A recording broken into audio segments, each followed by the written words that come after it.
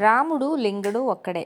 రామకృష్ణుడికి రాయలవారి దర్శనం లభించనివ్వనని తాతాచార్యుల వారు ప్రతిన పూనినట్లు రామకృష్ణుడికి తెలిసింది. అతడి అర్ధాంగి కమల అది విని విచారిస్తూ, రాయలవారి గురువుగారితో విరోధం ఎక్కడికి తీసుకెళ్తుందో ఎవరు చెప్పగలరండి? ఆయన పరపతి పలుకుబడి ఉన్నవారు. మనం నిలువ నీడ కూడా లేక ఈ ధర్మసత్రంలో తలదాచుకుంటున్న వాళ్ళం, సామాన్యులం. అలాంటి పెద్దవాళ్ళతో గొడవలెందుకండి? మనకి రాజాశ్రయం వద్దు, ఏం వద్దు.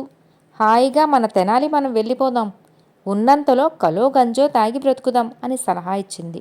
రామకృష్ణుడు సమాధానం చెప్పబోతుండగా కొడుకు మాధవుడు కల్పించుకుంటూ, అమ్మా, నీ సలహా నాకస్సలు నచ్చలేదు. నాన్నగారు ఎవరనుకుంటున్నావు? కాళికాదేవి కటాక్షించిన వికటకవి. ఆ తల్లి అండగా ఉండాలే కాని ఆచార్యుల వారేం చేస్తాడు? సూరన గారేం చేస్తాడు? అసలు వికటకవి అంటే అర్థం తెలుసా నీకు? విలువలు గుర్తించలేని కవులను టకటకలాడించే విశిష్ట కవి. వినోదంతో విరోధుల్ని సరసలుగా మార్చే కవి వికటకవి. ఆ అమ్మవారు మెచ్చిన మా నాన్న కవికి అంత విజయమే, తెలుసుకో అని చెప్పాడు. రామకృష్ణుడు కొడుకు మాటలకి పొంగిపోతూ, విన్నావుగా కమల, బాలవాక్కు బ్రహ్మవాక్కు. బ్రహ్మవాక్ అంటే అది ఆ అమ్మవాక్కే.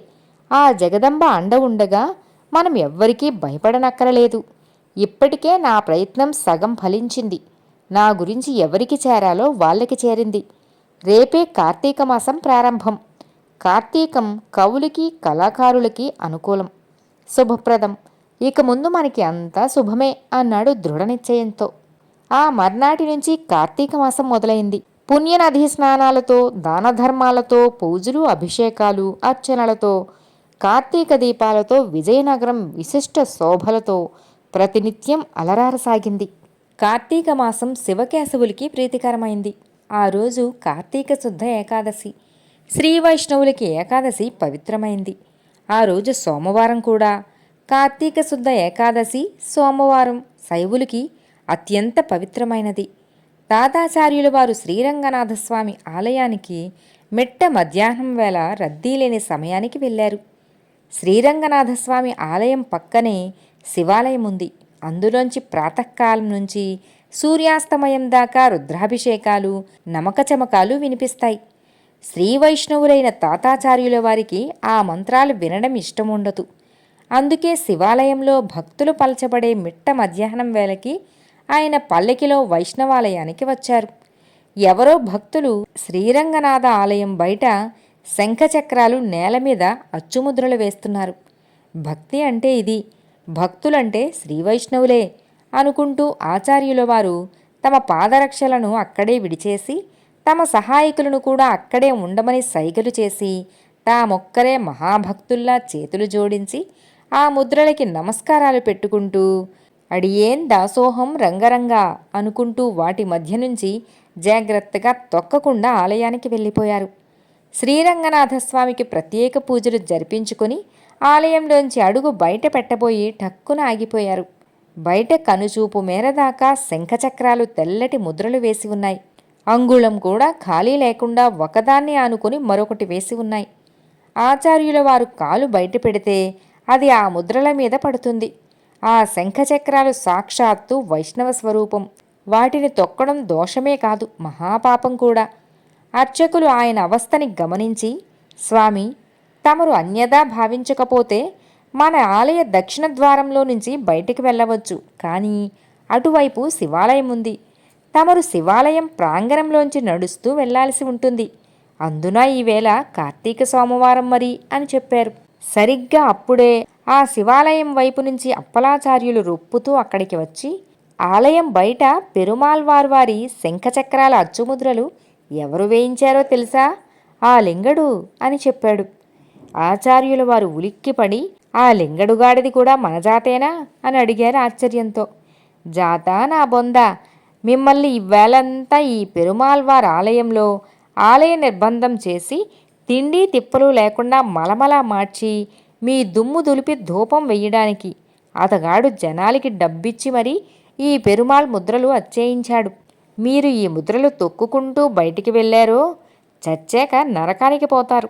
ఆ నరకానికి అధికారి శివాంశా సంభూతుడు యముడు.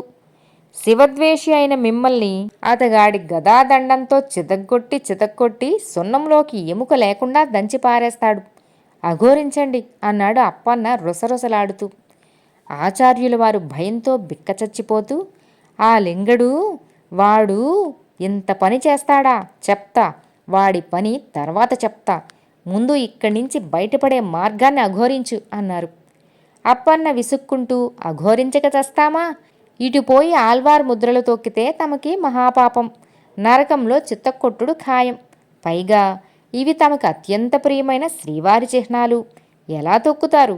అంచేత ఇష్టం లేకపోయినా కళ్ళు మూసుకొని ఆ శివాలయంలోంచే బయటపడండి. తన ఆలయంలోకి మీరు వచ్చారని శివుడు సంతోషించి చితక్కొట్టుణ్ణి ఎంతో కొంత తగ్గిస్తాడు. తొందరగా తెమలండి, ఇక్కడికి రాయలవారు వచ్చే వేలయింది. ఆయన చూస్తే మీ పరువు తుంగభద్రలో కలిసి చస్తుంది అని చెప్పాడు అప్పన్న. ఆచార్యుల వారికి వైష్ణవ ముద్రలను తొక్కటం ఇష్టం లేక, గత్యంతరం లేక దక్షిణ ద్వారం గుండా శివాలయ ప్రాంగణంలోకి అడుగుపెట్టారు. అంతలో ఎవరో శివభక్తుడు శివశివ హరహర అని అరుస్తూ చిందులు తొక్కుతూ విసురుగా వచ్చి ఆచార్యుల వారి ముఖానికి గబాలన విభూది పూసి ఆయన్ని కిందికి తోసి గబగబా దొర్లిస్తూ హరోంహర హరోంహర అంటూ అరవసాగాడు. ఆచార్యుల వారికి మతిపోయింది. ఆయన ఆ విస్మయంలో ఉండగానే ఆయన అంగప్రదక్షిణ చేస్తున్నాడని భ్రమపడి కొందరు శివభక్తులు ఆయన్ని ఆలయం చుట్టూ దొర్లిస్తూ హరోంహర హరోంహర అంటూ నినాదాలు చేశారు. అప్పన్న ఆ గుంపు వెనక విసవిసా నడుస్తూ తాను కూడా ఆచార్యుల వారిని అంగప్రదక్షిణకి దొర్లిస్తూ నరకంలోంచి తప్పించుకోవడానికి శివుడు అక్కరకొచ్చాడేం, అందితే జుట్టు అందకపోతే కాళ్ళు, దొర్లండి దొర్లండి అంటూ రుసరుసలాడాడు. ఆచార్యుల వారు గభాల్న లేస్తూ, నీ బొంద, నేను పొర్లు దన్నాలు పెట్టడమేమిట్రా, ఎవడో నన్ను కిందికి తోసేశాడు అని అరిచారు. అప్పన్న వికవికా నవ్వుతూ, అనుకున్నా మీ ముఖానికి పట్టెడి విభూతి పర్రును పూసి చప్పును మాయమైనప్పుడే అనుకున్నా, తమ ముఖానికి పొర్లు దండాలు పెట్టే అదృష్టం పట్టించింది ఆ లింగడే అని అన్నాడు. ఆ, ఇదంతా లింగడి పన్నాగమా? విస్తుపోయారు ఆచార్యుల వారు. ఆయన ఎలాగో తేరుకుని శివాలయంలోంచి బయటకు వచ్చి టక్కున ఆగిపోయారు. అప్పుడే రాయలవారు అప్పాజీవారు శివాలయంలోకి ప్రవేశించబోతూ ఆచార్యుల వారిని చూసి విస్తుపోయారు. ఆచార్యుల వారు చప్పును తేరుకుంటూ, ఎవడో గడుగ్గాయి నా ముఖానికి విభూది పూసి కిందికి దొర్లించాడు, మిగతా భక్తులు నన్ను అంగప్రదక్షిణ చేయించేశారు అంటూ వాపోయాడు. రాయలవారు మందహాసం చేస్తూ, ఆ గడుగ్గాయి ఎవడో గాని మీ ద్వారా శివకేశవులకి భేదం లేదని నిరూపించాడు అన్నారు. అప్పాజీవారు తల పంకిస్తూ, అవునవును, రాముడు లింగడు ఆచార్యుల వారిలోనే కనిపిస్తున్నాడు అనేశారు. అంతే. అసలు విషయం అర్థమైన ఆచార్యుల వారు కక్కలేక మింగలేక గుటకలు మింగారు. అప్పన్న వికవిక నవ్వి, మరే వాడి పేరే రామలింగడు, రాముడు లింగడు వాడి పేరులోనే ఉన్నారు మరి, ఒట్టి గడుగ్గాయ్. అలాంటి వాడితో ఆచార్యుల వారు ఢీ అంటే ఢీ అంటూ గొర్రె పొట్టేళ్లా తలపడుతున్నారు, మాడు వాయగొట్టించుకుంటున్నారు. ఈవేళ ఆచార్యుల వారి ముఖానికి గుప్పెడు భస్మం పూసి పొర్లు దన్నాలు పెట్టించాడు, ముందు ముందు ఇంకేం చేస్తాడో అన్నాడు. అప్పాజీవారు చిరునవ్వు నవ్వి, ఆచార్యుల వారు ఆ గడుగ్గాయికి తగినవారే, చూద్దాం ఏం జరుగుతుందో, ఎవరు గెలుస్తారో అనేసి శివాలయంలోకి దారితీశారు. రాయలవారు మౌనంగా ఆలయంలోకి వెళ్ళారు. ఆచార్యుల వారు తల పంకిస్తూ, చూస్తా, గెలుపు మాదో ఆ లింగడిదో చూపిస్తా అనుకున్నారు పట్టుదలగా.